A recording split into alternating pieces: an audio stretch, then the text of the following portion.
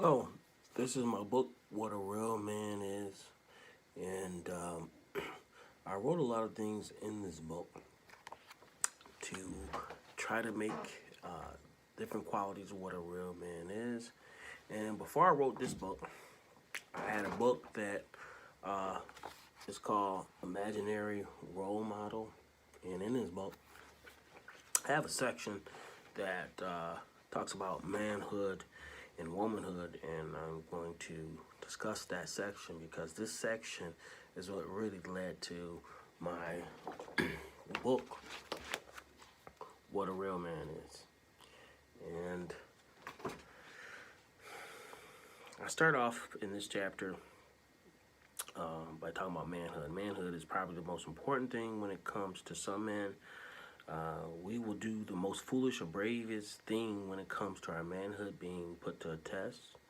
I grew up in the age where boys and girls were more easily detectable, and now it seems as though you can't tell the girls from the boys.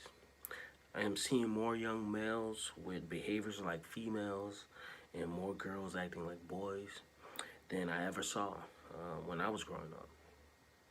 See, I guess when I was growing up, I saw more adult homosexuals than young people who were homosexuals. Now you see more girls wearing boy clothing, and boys are walking down the street with their pants hanging off the butt, advertising their butt. And I'm like, what the heck is this style? I'm glad I didn't grow up doing that style. Why would another man want to look at another male's butt? You know, you see your underwear. In jails, you know, this was a thing that homosexuals would do to advertise a booty call. And now our young males are walking around the streets thinking that they look cool. But older adults who knew the true meaning behind this trait are looking at these young males like they're foolish. This is a trait that was learned in jail and is influencing some of the young males. And hip hop artists are doing it, so it's been taken as some type of cool culture because everybody wants to be cool. And hey, I follow some trends back in my day that I'm not proud of because I wanted to be cool when I was young too. So I do understand it to a certain extent. Um, you know, so don't get me wrong. I know teenagers have impressionable minds and will follow different fashion trends to be cool, but how can you call yourself a real man when you are following a homosexual trend? Now, before I continue, I don't want to. I want to let you know that although I'm a straight male, I am not trying to bash homosexuals with what I'm writing or talking about. I am attempting to. I'm trying to talk about a real man, and in that process, I have to talk about homosexuals because they are complete opposites of what a real man is, in my opinion. In fact, you know, we all have homosexuals in our family tree, and we all love them. Even though we don't maybe agree with what they do, but we love those individuals because they are family members, right? But if you're a grown man or woman and that's what you chose to do, then that's up to you. My, you know, the only issue I take sometimes is I don't want you to force what you do on society to turn others in directions to try to make some society to believe that um, it's a natural thing or everyone should feel comfortable or good with it. And I don't think we should go around. I mean, if you want to have something on your own channel or do something privately where somebody can turn on and turn it off and look at it, that's on you.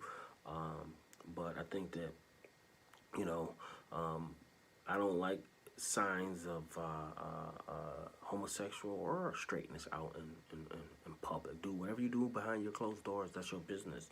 I think that if you are a homosexual, you should be respected as a human being.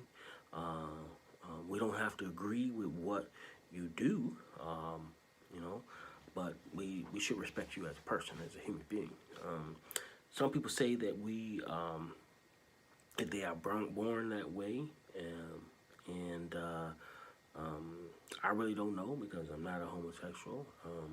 So I would have to take their word on that.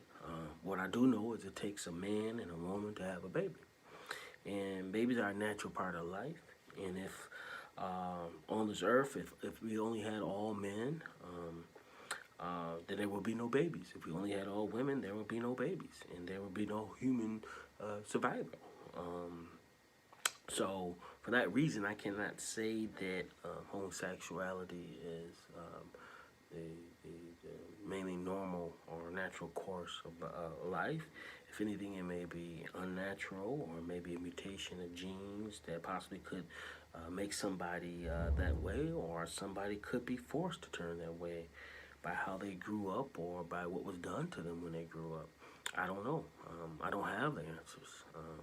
I still think people, no matter what, should not be treated badly because they are homosexual. I don't have to agree with what they do, but I can still respect who they are as human beings and try to treat them fairly, just like anybody else. But I think one of the big problems in society is there seems to be less good examples over time of what it is to be a real man, and with the breakdown of the family and an increase in single mother households, there's no man to teach boys how to become a man on a day-to-day basis, and you have to rely on a woman to teach a boy how to become a man. That's like trying to teach that's like a cat trying to teach a puppy how to become a dog. Sure, a woman can teach a boy things about being a man, but unless you can feel what it is to be a man, it's more difficult to help that boy with his entire process of turning into a man. Some things that you can help with, but there's a lot of things that you might not be able to help with. To help with that process in becoming a man, I think you should have your son do mostly manly stuff if you're trying to help him, and instead of doing female stuff.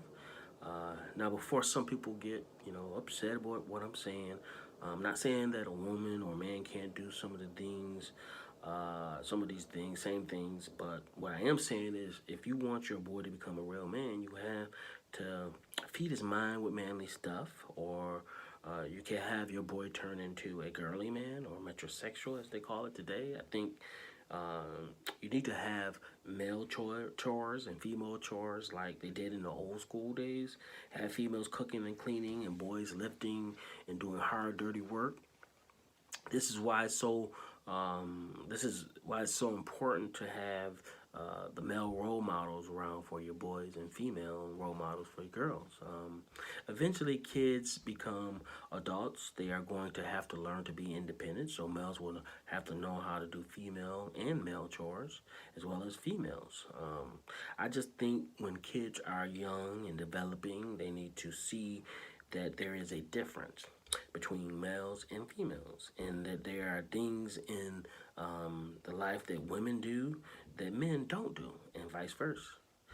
Without this distinction, you create a situation where boys think it is okay to act like girls, and girls think it is okay to act like boys. So this can be confusing to some kids and create an identity crisis. I think it's also important to create a distinction so that at an early age boys can understand that there are male ways and women ways of acting. You can still teach your kid that both women and men need to know how to do some of the same things to be independent, but there are definitely some things that real men don't do and real ladies don't do. Don't ever dress your boy up in female clothing or high heels or makeup, fingernail polish, and if you see him doing something, him being interested in those things, stir him away from those type of things. Be careful that he is not picking up a mother's feminine ways, since your boy will probably be around you a lot when he's young and trying to imitate what he sees. So he's going to try to imitate you. So be aware of that. He needs to know that he is not supposed to emulate how you act and what you do as a female.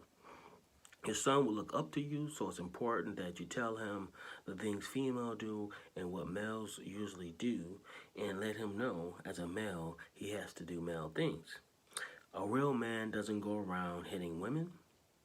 We should respect them, treat them like we would treat or our mothers with respect. Too many men beat on women to control them. If you have to beat on them to control them, then there has to be something inside of you that is lacking as a man. If you are trying to do the right things by the lady, then she should listen to you.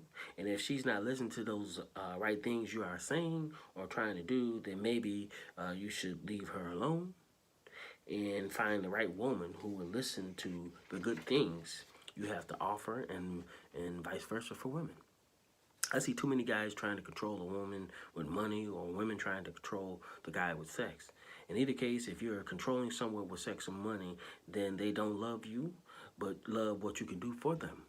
A real man or woman recognizes this and seeks out a mate that loves them for who they are and not for what you can do for them. A real man protects the people he loves. This doesn't mean you have to fight every guy who looks at your girl and says something you don't like. People are going to say things you don't like, but remember, sticks and stones may break your bones, but words will never hurt. If you have to choose your battles, if someone is really trying to harm you and your family, then it's reasonable to protect them from physical harm. A real woman backs up her man and sticks by his side in good and bad times. A real man and woman take care of their kids and try to raise them in the right way. It's important to raise kids and spend time with them so you will learn right from wrong. You can bless them with your knowledge of the world so they can have a fighting chance to survive in this crazy world. Having sex with many women doesn't make you a real man. It is not about how many conquests you have, but about finding the right woman who's perfect mate and giving your love only to that special person who deserves you. Giving yourself to just anybody will eventually make you feel bad because that type of sexual practice ends up hurting people and can lead to life-threatening diseases. Women these days tend to dress very provocative. Guys will treat you like a sexual object if you dress like a sexual object. The problem is you're attracting men who want you only for sex and not men who want you for your mind as well. If a man really likes you, then you should be able to attract him with your mind and not just your body. Because we will always be attracted to nice bodies and pretty faces, but we may not like the person inside. So be careful with how you attract guys. Women also have to be careful with whom they give their bodies to, because some men will not respect a woman who sleeps with too many guys. I know mothers have said to their daughters, if you lay down with dogs, you wake up with fleas. Mothers have also said everything good to you and good for you. A real man or woman are responsible individuals and have minds of their own and are not led by what others do, but what is right in the eyes of the Lord. So that is the chapter out of my book, Imaginary Role Model. And based upon that chapter in my book, I wrote another book called What It Is to Be, what a real man is.